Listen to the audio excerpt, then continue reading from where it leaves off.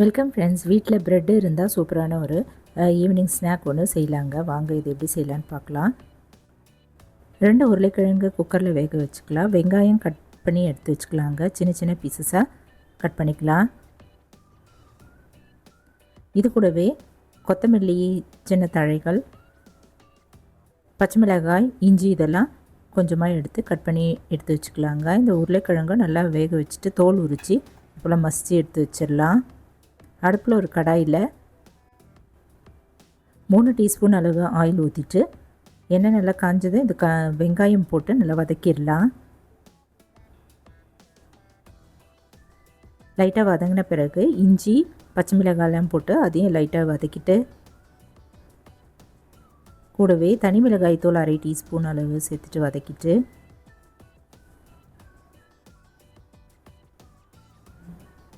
வேக வச்சுருந்த உருளைக்கிழங்கு இதில் சேர்த்துக்கலாங்க.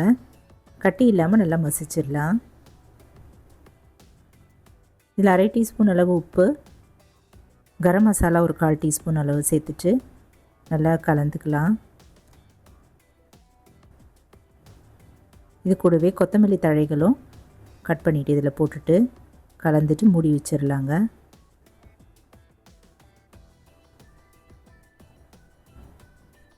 இதில் ஒரு 1/4 டீஸ்பூன் அளவு மஞ்சத்தூள் சேர்த்துட்டு கலந்துட்டு ஒரு 2 நிமிஷம் போல் அடுப்பில் வச்சுருந்துட்டு இறக்கிடுவோம். இன்னொரு பாத்திரத்தில் ட்ரான்ஸ்ஃபர் பண்ணிடலாம். இப்போ ப்ரெட்டு ஒரு 4 ஸ்லைஸ் எடுத்துப்போங்க. இது ஓரத்தில் இருக்கிற இந்த ப்ரௌன் கலரில் இருக்கிற பார்ட்டு மட்டும் நம்ம கத்தியால் கட் பண்ணி எடுத்துருவோம். ரிமூவ் பண்ணிவிட்டு எடுத்து வச்சிடலாம். இப்போது ஒரு சின்ன பாத்திரத்தில் 3 டேபிள் ஸ்பூன் அளவு மைதா இல்லைனா அரிசி மாவை சேர்த்துட்டு தண்ணி ஊற்றி நல்லா பேஸ்ட் மாதிரி கலந்துக்கலாம். கொஞ்சம் தண்ணியாக கரைச்சிக்கலாங்க. கட்டி இல்லாமல் கரைச்சி எடுத்து வச்சுருவோம். இந்த போல் கரைச்சி எடுத்து வச்சிட்டேன். இப்போ ஒரு பாத்திரத்தில் தண்ணி கொஞ்சமாக ஊற்றிட்டு இந்த ப்ரெட் ஸ்லைஸ் அதில் போட்டு உடனே எடுத்துருவோங்க. பிழிஞ்சு எடுத்துட்டு சென்ட்ரலில் நம்ம தயார் பண்ணி வச்சுருந்த பூரணம் உள்ளே வச்சுட்டு அப்படியே மூடிடலாம்.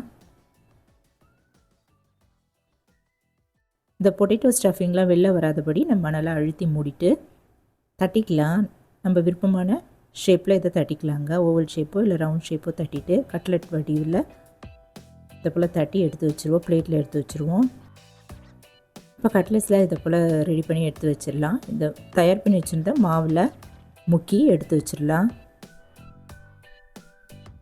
எல்லா பக்கமும் படுற மாதிரி நம்ம இதை போல் பிரட்டி எடுத்து வச்சிடலாங்க.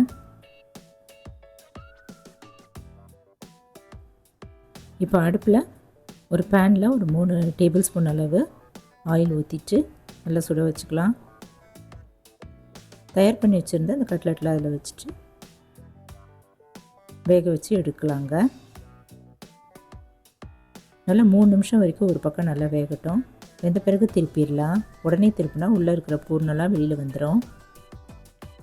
2 பக்கமும் ஒரு 3 நிமிஷம் வெந்துட்டு நல்லா லைட் ப்ரௌன் கலர் வந்த பிறகு எண்ணெயெல்லாம் வடிய விட்டுட்டு எடுத்துருவாங்க. நான் இன்றைக்கி ஷாலோ ஃப்ரை தான் பண்ணேன். இந்த டீப் ஃப்ரையும் பண்ணலாம், ரொம்ப நல்லாவும் இருக்கும்.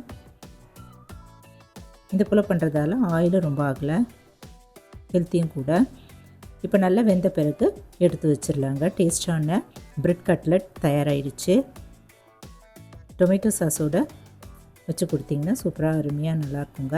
ஈவினிங் ஸ்நாக்ஸான இந்த ப்ரெட் கட்லெட் நீங்களும் செஞ்சு பார்த்துட்டு எப்படி இருக்குன்னு சொல்லுங்கள். இந்த வீடியோ பிடிச்சதுன்னா என்னோட சேனல் சப்ஸ்கிரைப் பண்ணிக்கோங்க. லைக் பண்ணுங்கள், ஷேர் பண்ணுங்கள், கமெண்ட் பண்ணுங்கள். தேங்க்ஸ் ஃபார் வாட்சிங். நன்றி, வணக்கம். நம்ம அடுத்த வீடியோவில் பார்க்கலாம்.